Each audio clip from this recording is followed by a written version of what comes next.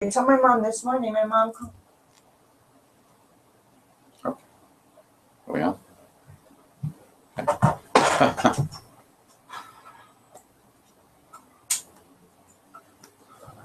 Well, welcome back. You're listening to A Path to Wellness on rhinoonair.com, WSPF-DB.com. And I'm Dr. Christopher Jackson, PhD, DOM, Florida. And I think I'm going to get real today. I'm going to talk about the situation the U.S. and other parts of the world to a certain extent, but especially the United States, finds itself in. We have a situation where, first of all, we have I don't know what to call him, but anyway, the person running the country is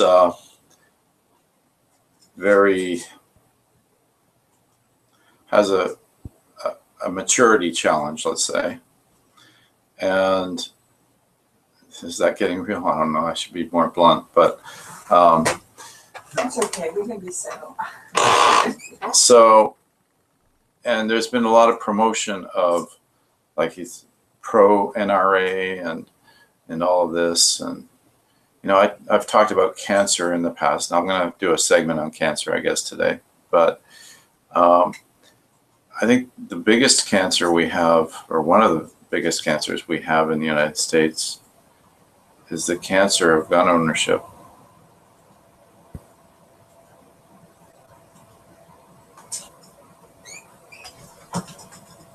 I really mean that. It's disgusting. We have a country with, Second Amendment, which talks about an armed militia against an unreasonable government, basically, being able to bear arms to protect yourself against an unreasonable government. And maybe we should be doing that in this case, because this government is definitely not going in the direction that most people seem to want it to go.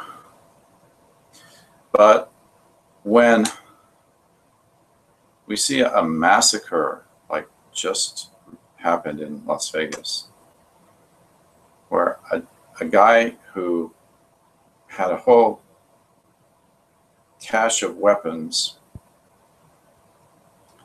many of them converted to act as automatic weapons, meant for battlegrounds, meant for war, but in the hands of an individual with obviously a mental issue of some sort. When we have Congress people, particularly the Republicans, pushing for laws and exclusions, pushing for silencers on guns, so that in a case like happened in Las Vegas, all of these people in the crowd, it would have taken them a long time to figure out what was going on. There would have been hundreds and hundreds, maybe thousands of people dead by the time they figured out that there were gunshots going off, if they had silencers in this case. And yet there's a faction of Congress that's pushing for this. This gun ownership crap. I'm going to say, I'm originally from Canada. In Canada, there have been some incidents like that, certainly more recently. I think it's really just a spread from the US into Canada of this kind of thing. There were statistics done decades ago when they compared Seattle to Vancouver. Basically, two very similar cities with very similar populations across from each other. And yet the murder rates, I believe, were 5 times as much in Seattle as they were in Vancouver. And there was only one explanation: the piss poor, crappy gun laws in the United States. And the problem is that it's like this, it's a scourge, because what happens is when you have this kind of event occur, people get scared for various reasons. Some get scared because they fear for the life of themselves or their kids, which, by the way, I do in this country. And I think Florida is one of the worst. Florida, there are a lot of people carrying guns in Florida. A lot of concealed weapons.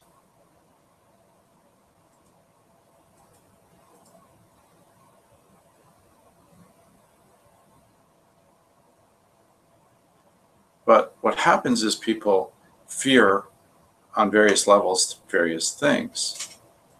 They fear more of the same, more massacres, more gun violence. So they go out and get guns to protect themselves and their family. But guess what? The moment you bring that gun into your house, you have just dramatically increased your chances of gun violence in your house. Thank you. I'm so sorry to interrupt to say that there, but that's one of my biggest challenges. First of all, just let's go to simple, basic things people talk about every day. Law of attraction. You attract what you put out there. If you bring a gun into your house.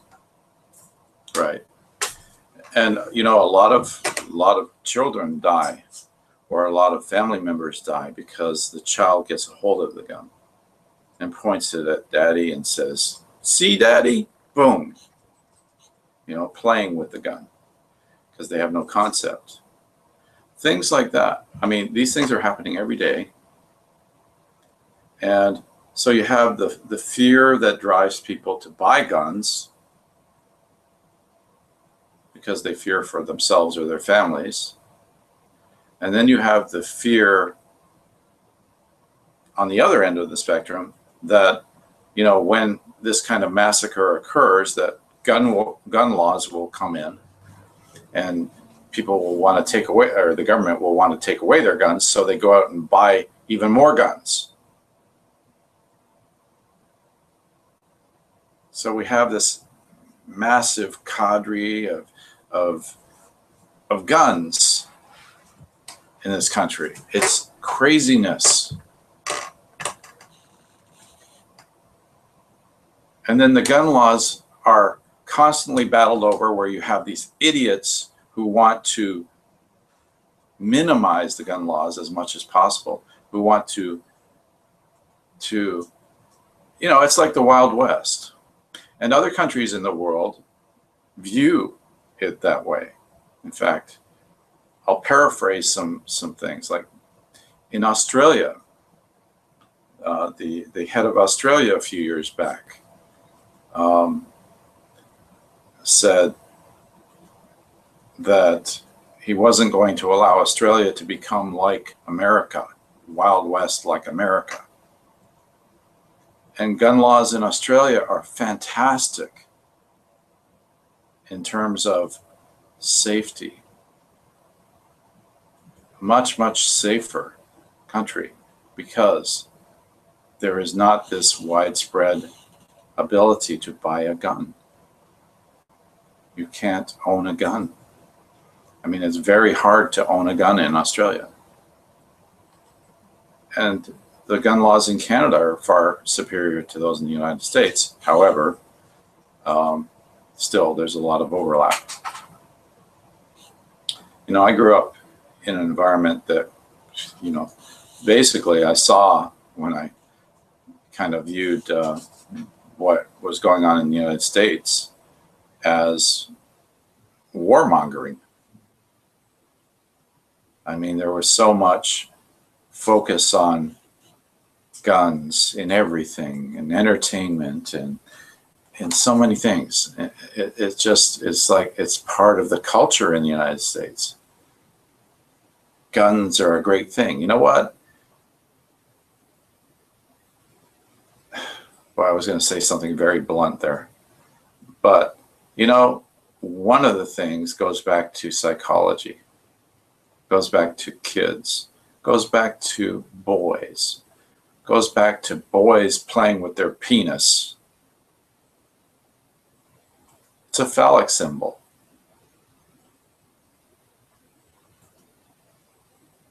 Wanting to shoot bullets.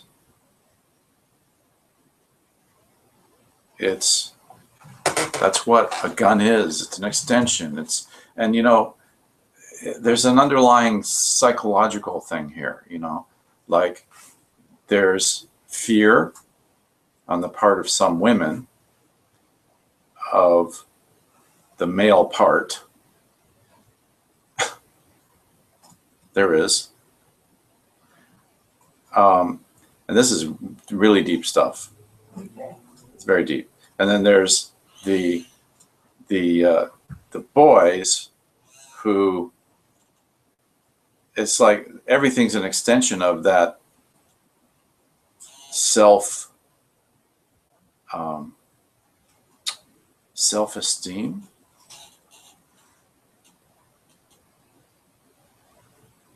Like the whole thing about having a sports car or having you know, something that extends that concept of self in a male.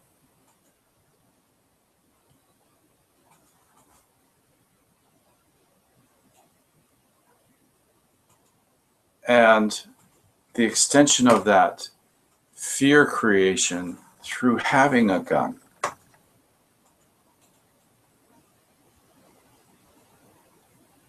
And that feeling of power, having a gun. So why are people feeling so intently powerless in this country that they have to have a gun? You know, more protesting would be a wonderful thing in this country. More use of actual power of the population.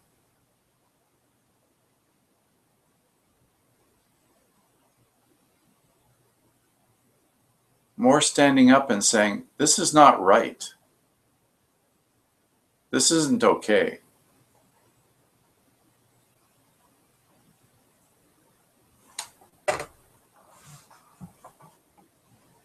And, you know, it's been extended, it's been expanded, the whole country's become more crass. The boundaries are gone because of this idiotic presidential situation.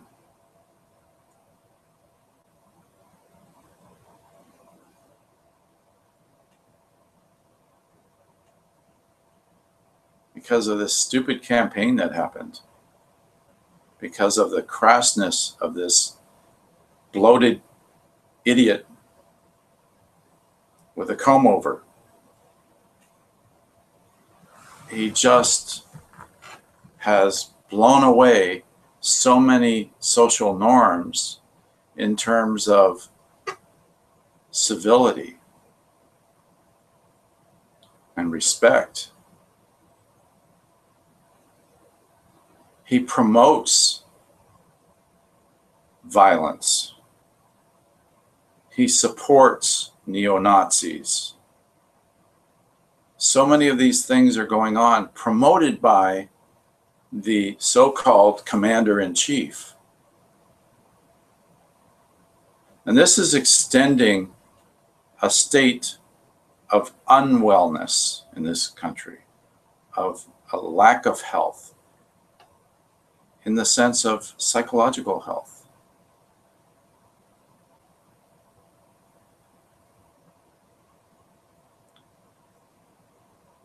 What is going on here?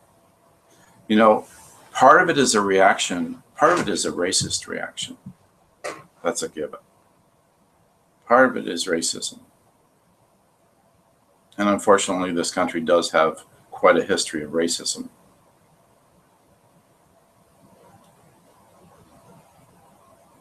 even his response to Puerto Rico, I think, is to a certain extent his own racism, in that he has lacked a real response. We've seen how he feels about Hispanics. The criticism of the judge with the Mexican heritage, and the decision making regarding one of his cases, regarding Trump, one of Trump's cases.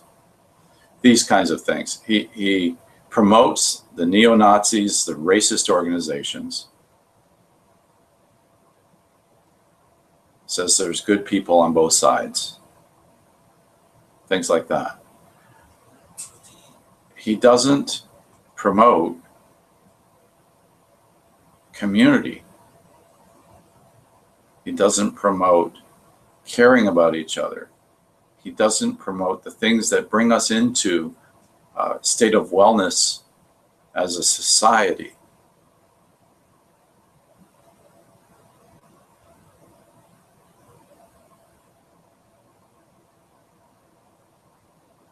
And unfortunately, it extends that not only within the United States, but out to, creating these juvenile battles with leaders of really strange cultish societies like North Korea. So there's another reason to fear the safety of your children.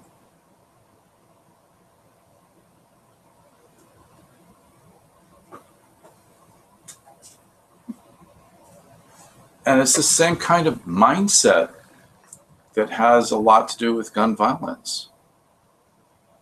There was this discussion that Trump had with an individual who was involved in security or something back during the campaign. He was talking about nuclear weapons, and he asked the individual several times why we don't use them, why we don't use nuclear weapons. How divided from reality must this person be?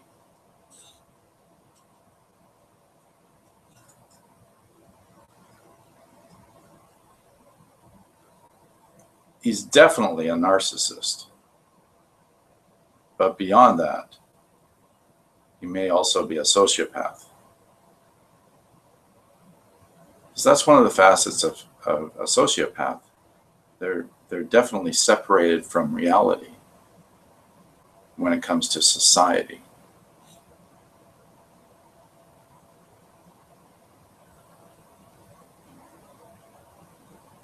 So we have these kinds of mindsets that are somewhat commonplace in this country. I've run into people over the years who have had this kind of mindset, and it just floors me. I just couldn't understand where the heck they were on things. It just didn't make sense to me. How can people believe that it is right? Like, for example, taking it back even to Second World War and the dropping of the nuclear bombs on Hiroshima and Nagasaki. Just to make that decision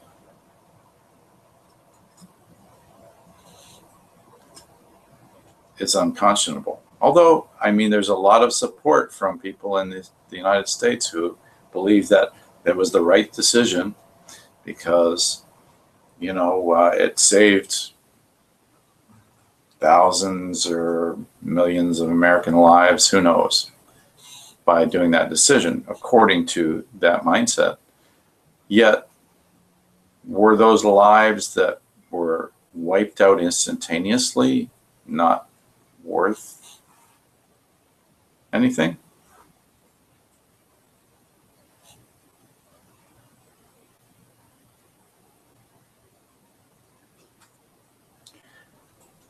even more unconscionable to me is the bombing of Nagasaki, because at that point it had been demonstrated what this bomb could do.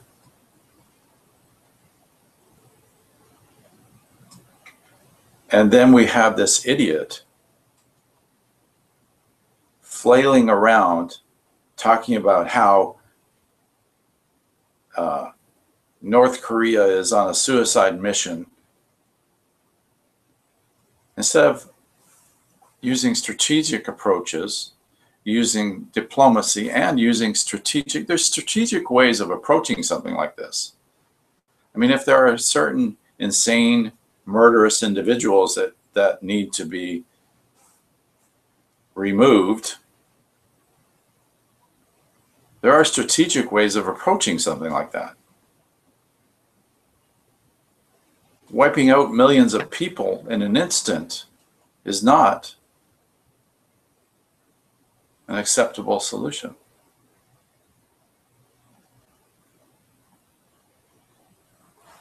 And then we have glorification of these kinds of things in the movies, in theater, you know.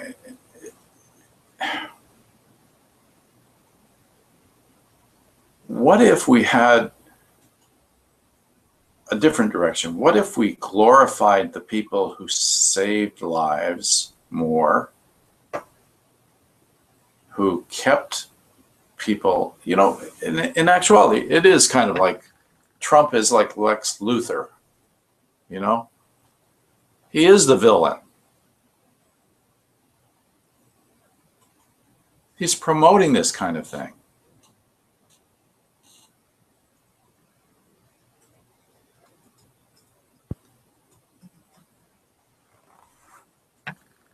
I think a lot of people didn't like the color of Obama's skin and wanted to vote in somebody who didn't have that same color.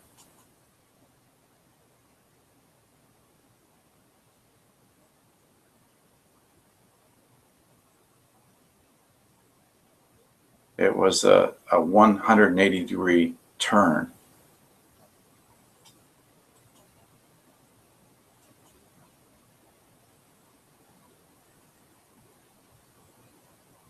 We have a gerrymandered electoral college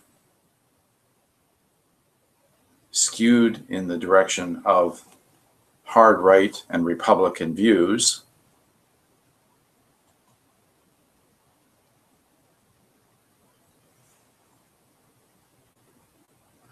Which wins over the popular vote.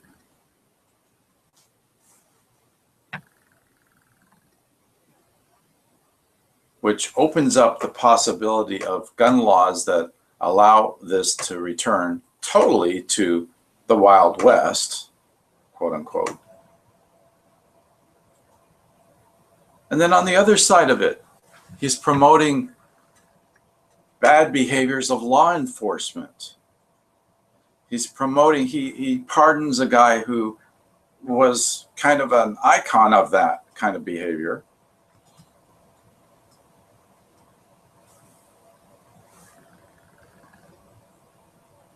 He wants law enforcement to be rough. It's not serve and protect.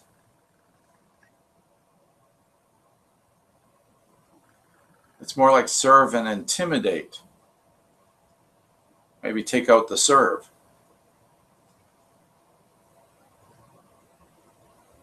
So we have people arming themselves in the civilian world. And then we have some of these bad cops making a bad name for most cops.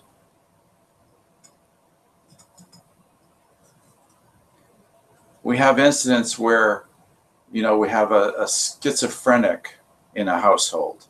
Mom calls the cops, says he's getting out of control, and she needs somebody to show up who's trained in dealing with schizophrenia. And so, you know, they just dispatch, you know, Joe, who don't know crap about schizophrenia and don't know crap about psychology. They show up at the door. The guy has a screwdriver in his hand, and they kill him because he won't drop the screwdriver. Well, he's having a psychotic episode. He can't understand what the heck they're saying to him, so they kill him.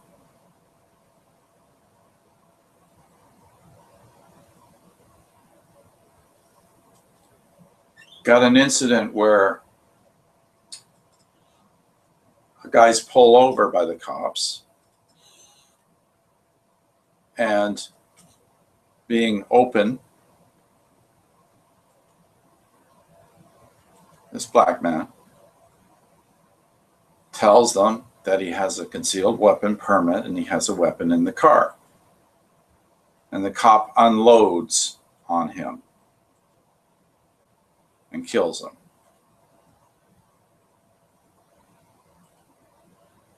He didn't have the weapon in his hands. He didn't have the weapon displayed anywhere. He simply told him, being truthful, that he had a weapon in the car. And supposedly this cop feared for his life because he was told there was a weapon.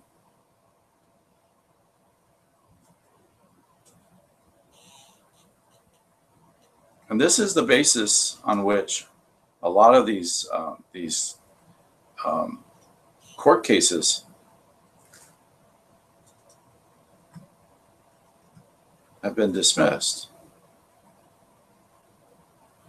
That supposedly that cop was fearing for his life. Just like that schizophrenic with the screwdriver. Boy, that's really scary stuff, a screwdriver.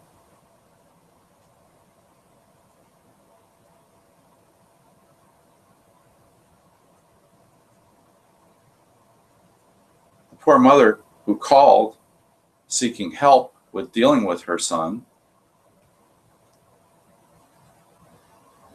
lost her son that day because of that. This veterinarian, the Australian veterinarian, months ago, who called the cops because there was a brawl in the alley behind, not a brawl, excuse me, there was an assault going on in the alley behind her house. She perceived it to be possibly a rape or something like that going on. She called them up and said, and got them out to her house. She approaches the vehicle and is shot dead by one of the cops sitting in the front.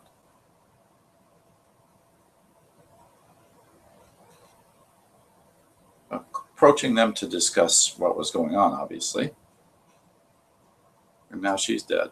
And the world's lost a very wonderful soul in her, too. I've seen some of her presentations.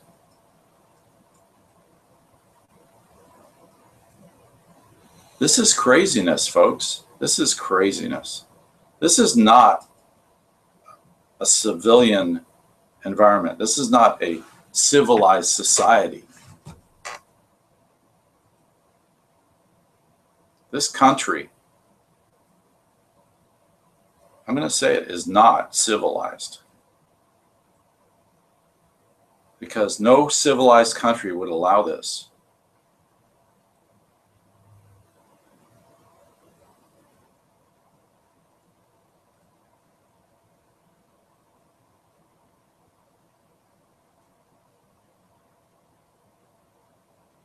This can't go on. This can't continue.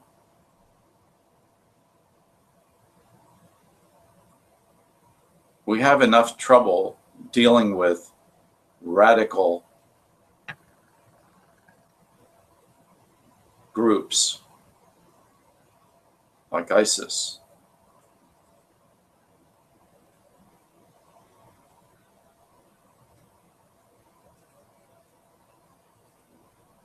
We need to figure these things out.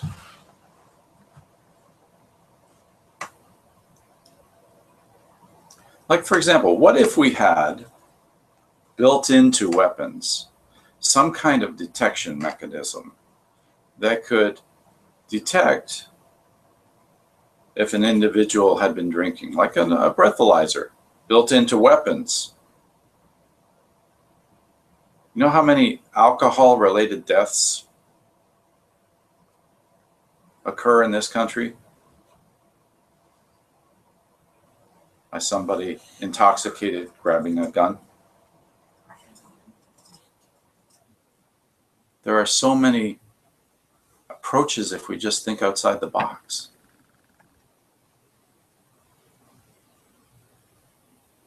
What if we had ways of detecting behavioral oddities? I don't know.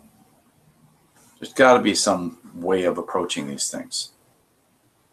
What if whenever there was an occurrence like this where somebody had weapons that went into a hotel in Las Vegas, they were surrounded immediately? But you know why they get away with that? Because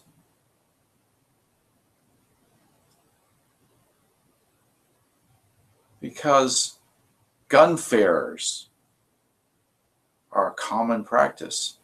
And people who carry all those guns for the gun fairs, that's not such an unusual situation. And what happens in those gun fairs, people buy guns and go through loopholes in the laws where they don't have to have the same background checks. And the background checks are obviously inadequate anyway.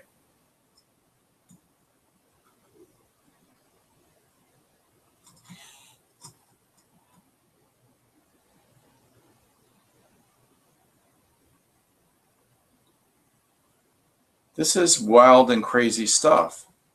And yet we seem to have accepted it as the norm in this country. We've become complacent.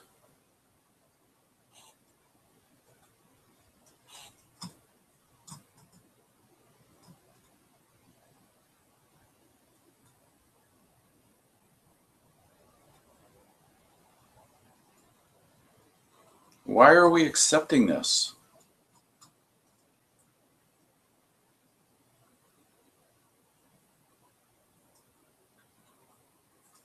Can I add something in there? Sure. Speaking of ignorance, ignorance is definitely daring. And we've gotten to a point that so much has been sensationalized and said and blah, blah, blah, that what this generation does not realize is that what's happening right now is taking us many, many steps backwards. Yeah. And that is the crazy part of it, because it's been presented in such a way, it's been so, and you know, when we want to have that liberty of speech and blah, blah, blah, and boundaries there's been no, I mean, all boundaries have been just destroyed and taken down. Right. There's no place to gauge anymore. That's why, this is my perception of why this has gone so crazy. But as you know, Dr. Jackson, we work with this every day in our environment. We work with people. And because of that, we get to see this a little closer than most. And you, of course, are the person that helps us deal with the consequences of the toxics that get created because of all this type of Toxins, behavior. yeah. Toxins. So we are getting, you know, it is, I know, time does fly. It's already almost 1:20 or, you know. Okay. With that being said, any words that you can provide us to help us deal with the stress and leave today on a little more happy, positive note? Okay, here's a positive note. Sales of personal bulletproof outfits will go up. How's that? All right, so I'm gonna run out and I'm gonna start making some fashion statements out of them. Maybe I can sell something. There you go. Opportunity. Maybe that's a better approach than going out and buying guns. There you go. Right? I mean, there's certainly nothing wrong with protecting yourself, but does it have to be by arming yourself with a lethal weapon?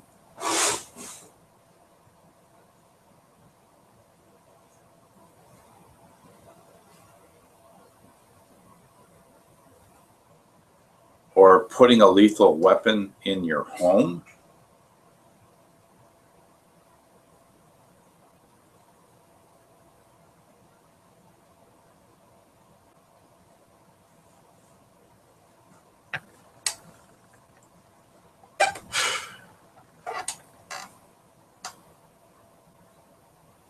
So this is just really, really bad stuff. And it is a cancer in our society. As far as I'm concerned, it's a cancer. Cancer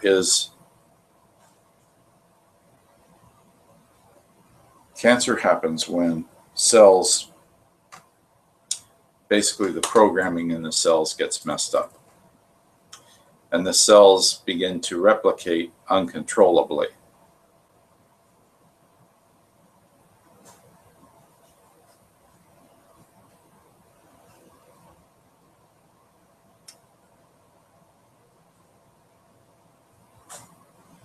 And take over adjacent cells, take over adjacent tissues, and just spread.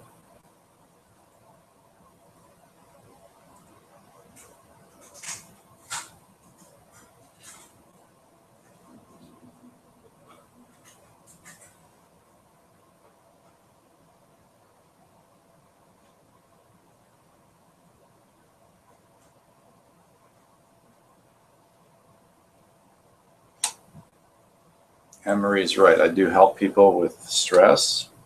I help people deal with stress in their lives. I help people deal with other serious issues, including cancers.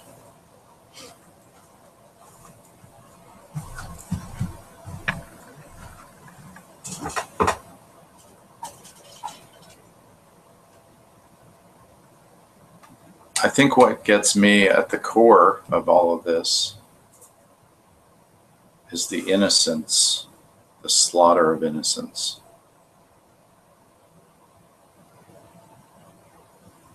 And we see it, 9 out of 10 days in this country, there is a mass murder. You don't hear about a lot of them because they're not huge in number. But 9 out of 10 days in this country, a mass murder occurs in the United States.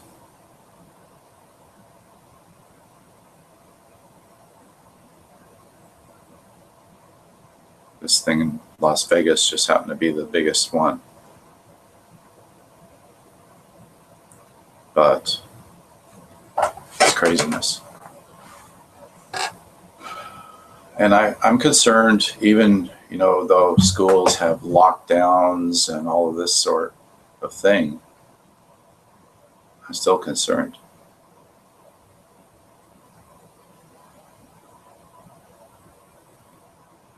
And we have a very culturally mixed society. I grew up in a culturally mixed society in Canada. And it was a culturally mixed society where people, at least when I was growing up in Canada, people, or at least from my point of view, admired other societies. I learned about other cultures. I wanted to learn about other cultures. I wanted to learn about them, and I wanted to learn from them. I felt I could grow, I could understand more, and having more understanding was a benefit, fundamentally. To grow in knowledge, to grow in understanding, to be able to communicate with people from different cultures. I have a thing about languages because I like to be able to communicate with people who speak different languages.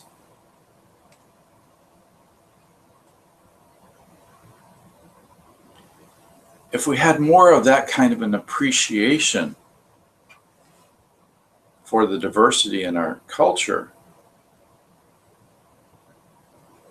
more of an appreciation for each other and our different views and understanding of each other, and really give each other a chance to expound on that understanding and to help each other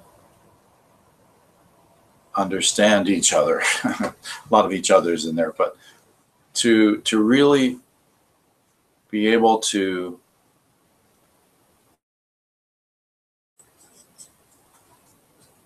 understand and to see the humanity of all of this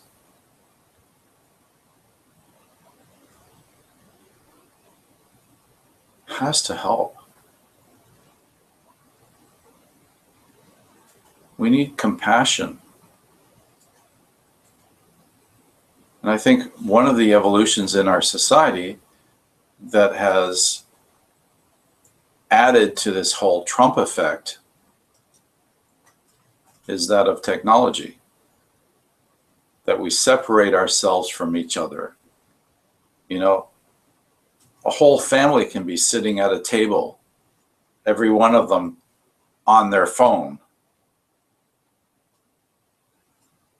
not talking, just texting on their phone, going on Facebook, whatever, you know, helping the Russian efforts. Need to lighten up. All of that kind of stuff. Too much separation. We need to join together, not look at divisions all the time. Not look at so much how are we different, but how are we the same?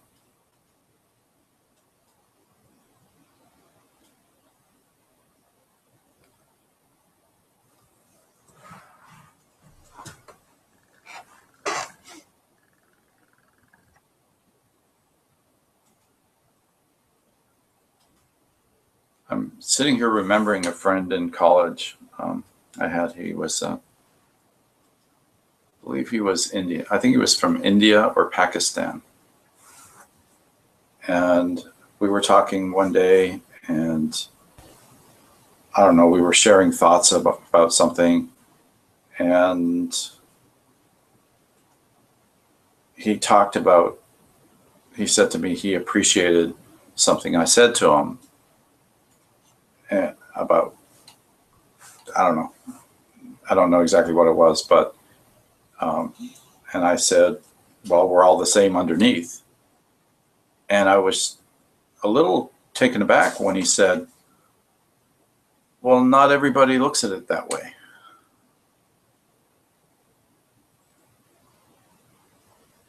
But we are.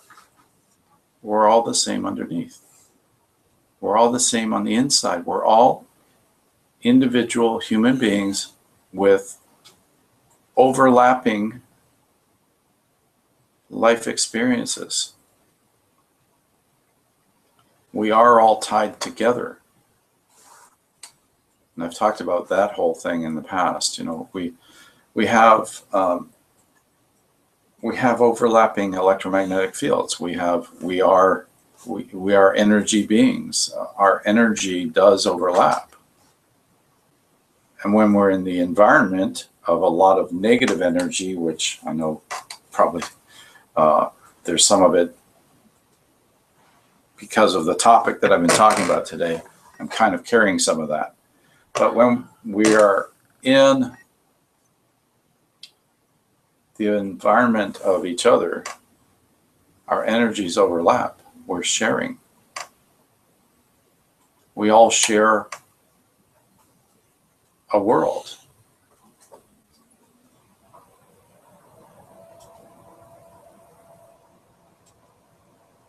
And we all affect each other.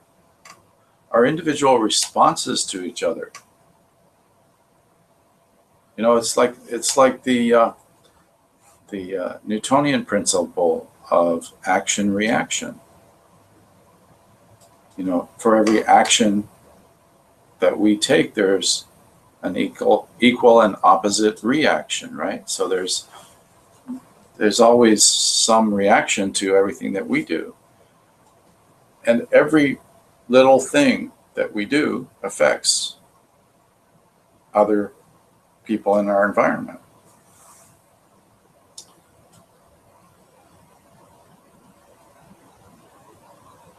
So we are sharing a common community that goes to our whole planet at a certain level, and even to the universe at a certain level.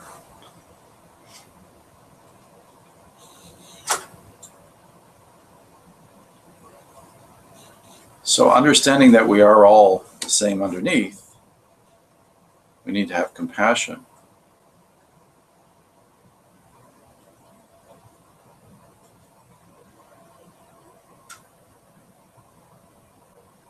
And something that appears to be devoid of a certain individual commander-in-chief, empathy.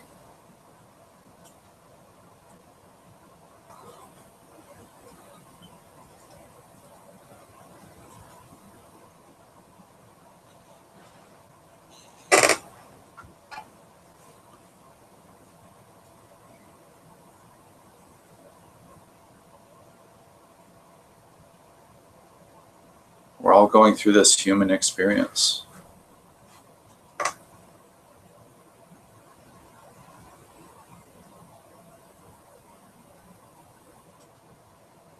Much better experience when we understand the beauty and the wonder of each other.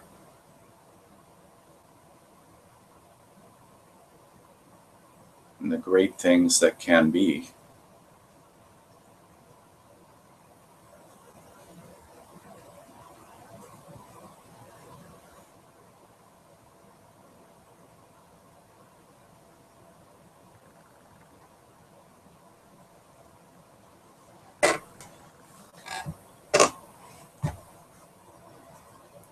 So I hope we can cure this cancer.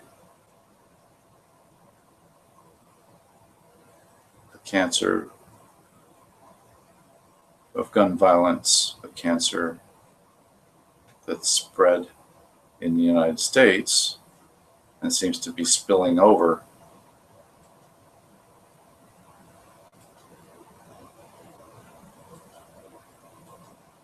And yes, other cultures, other countries have similar problems to a certain extent.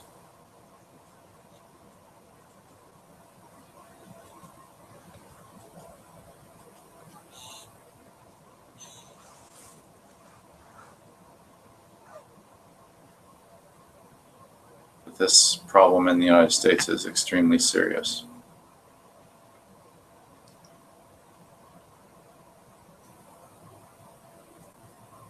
Problem is quite often the reaction to the action of one individual in a mass murder. The reaction is to get more lethal weapons, to spread more of the lethal weapons that then eventually end up into more of the hands they don't need to be in. Those individuals who are not mentally sound. And so we see a spreading of this effect.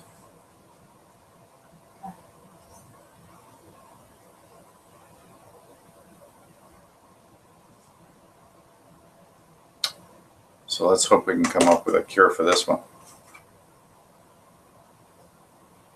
So we can all be well and all go on our paths to wellness.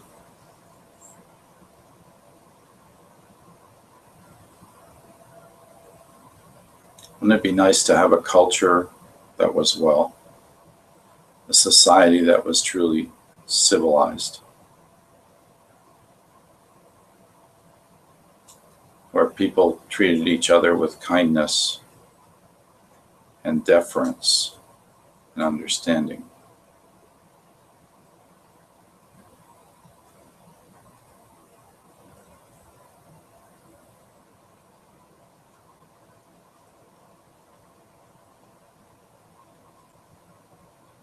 This would be part of what I would call civilization. Let's hope we can get back headed in that direction. And we can all be on that path to wellness. Yay. So on that note. That's right. On that note, you've been listening to A Path to Wellness on rhinoonider.com, WSPF-DB.com. And I'm Dr. Christopher Jackson, PhD, DOM, Florida. And I really wish everybody to be on their own individual path to wellness, and that our whole society can head back in that positive direction of wellness.